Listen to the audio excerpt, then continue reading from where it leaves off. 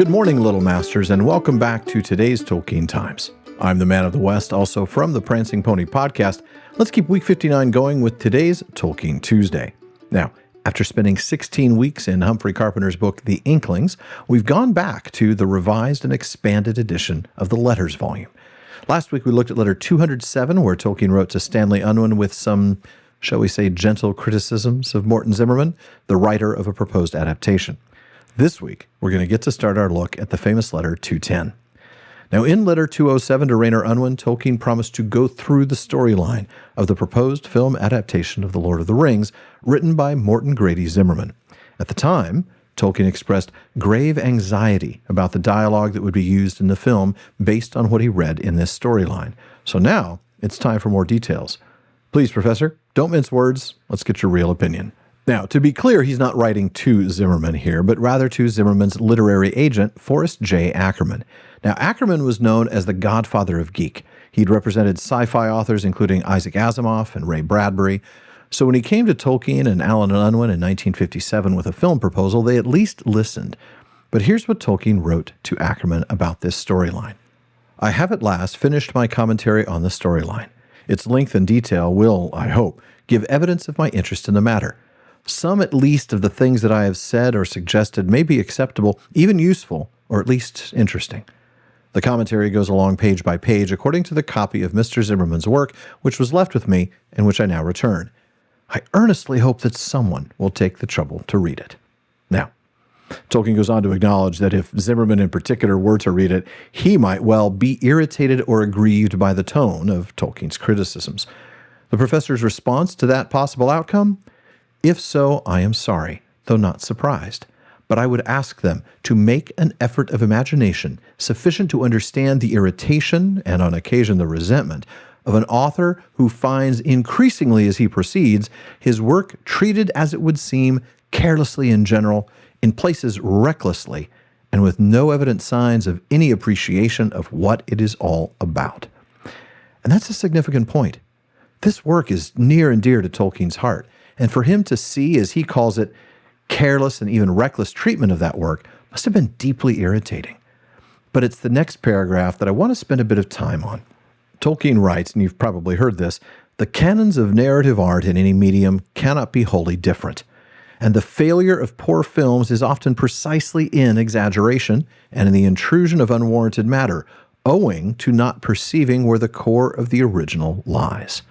Well, this quote, this passage, is something that noted Tolkien scholar Tom Shippey referenced in a talk back in 2010. And he rhetorically was responding to Tolkien when he said, when you say the canons of narrative art in any medium cannot be wholly different, I agree with you. But can't they be very different, or slightly different, or rather different? What we'd like to know is how different is it possible for them to be? And then Shippey asks another very important question. If the problem is not perceiving where the core of the original lies, where's the core of the original? Tell us that, and then we'll get a bit further forward. Now, on the Prancing Pony podcast, as well as on Rings of Power Wrap-Up, we've often referenced what I call the Shippey test, and it's simply asking these two important questions based on Tolkien's comments in letter 210. The first question is, was the change inevitable as a result of the change in medium? In other words, is the change needed in order to tell the story cinematically? One example might be the appearance of Arwen in Fellowship of the Ring instead of Glorfindel. Because you introduce Glorfindel, you've introduced this incredible superhero elf who is never going to be seen from again after the Council of Elrond, and you failed to introduce the love interest that you're building with Arwen. So that's an example of the canons of narrative art determining that it's necessary to use Arwen there in that scene. Now, the second question is, does the change create a different result from the book? That is, does it change or miss the core of the original? Now, someday, maybe we'll have some fun conversations about adaptations through this lens. For now, though, I want to continue with Tolkien's criticisms, specifically starting with the intrusion of unwarranted matter, precisely because Zimmerman didn't get the core of the original. Zimmerman, Tolkien writes, has intruded a fairy castle and a great many eagles, not to mention incantations, blue lights, and some irrelevant magic, such as the floating body of Faramir.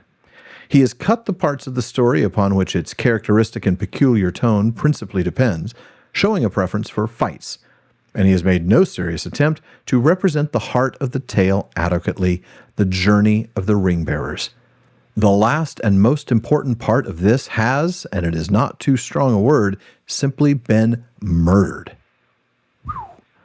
Well, sounds to me, if nothing else, that it's fair to say that Tolkien felt that the journey of the ring-bearers is the core of the original, or at least a very large part of it. And now let's go ahead and look at some specific complaints. Now, even these are, the commentary mentions, extracts from Tolkien's lengthy commentary, and now I just want to read the whole thing. Speaking about Bilbo's birthday party, Tolkien wonders why Zimmerman's adaptation of the firework display would include flags and hobbits, writing, "They are not in the book. Flags of what? I prefer my own choice of fireworks." Gandalf, please, should not splutter. Though he may seem testy at times, has a sense of humor, and adopts a somewhat avuncular attitude to hobbits, he is a person of high and noble authority and great dignity. Also, piece of advice here, don't mess with the eagles.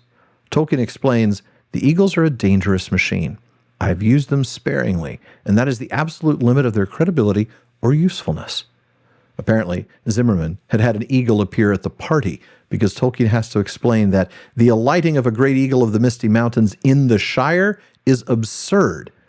Also pointing out that arrival of the eagle really ruins the moment of Gandalf's escape from Saruman, before adding, I think importantly, that one of Zimmerman's chief faults is his tendency to anticipate scenes or devices used later, thereby flattening the tale out. That's a huge tendency for adaptations, to foreshadow things way too heavily and, as Tolkien puts it, flatten the tale. He's also ticked at the names that Zimmerman has chosen, saying Radagast is not an eagle name, but a wizard's name. Several eagle names are supplied in the book. These points are, to me, important. And I think that's important to note.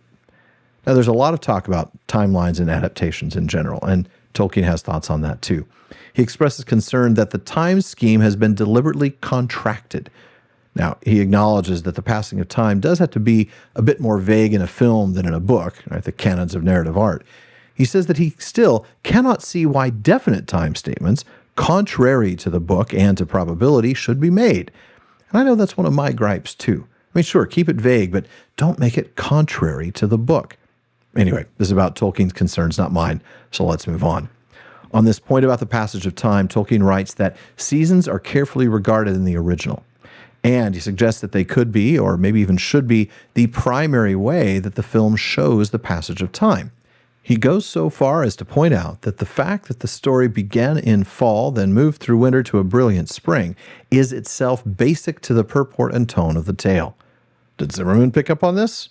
Apparently not. Tolkien says that the contraction of time and space in Zimmerman destroys that. His arrangements would, for instance, land us in a snowstorm while summer was still in. The Lord of the Rings may be a fairy story, but it takes place in the northern hemisphere of this earth. Miles are miles, days are days, and weather is weather.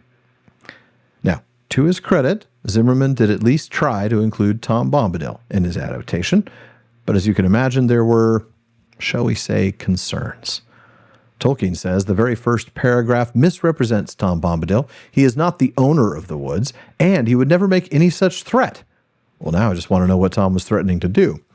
Anyway, at some point, Zimmerman has Tom say, "Old scamp," and Tolkien sees this as a prime example of the general tendency that I find in Zimmerman to reduce and lower the tone towards that of a more childish fairy tale. Sure, Tolkien points out, Zimmerman may have cut Tom's long talk later on, and that's fine. But it doesn't mean that you should disregard its tone or what it says about Tom. And however Zimmerman introduced Goldberry, Tolkien thought it was, and I quote, silly, on par with old scamp, before going on to say that he would rather have Goldberry disappear than make a meaningless appearance. That's all the time we have this week, so for now, this wraps up this week's Tolkien Tuesday. Be sure to join me again next week for more from Letter 210, including complaints about Bree, Rivendell, and more on the Eagles.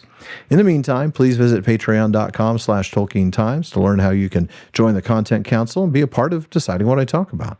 You can also support the show, get an ad-free feed, a bonus episode every week. And join me again tomorrow on today's Tolkien Times for Word Nerd Wednesday.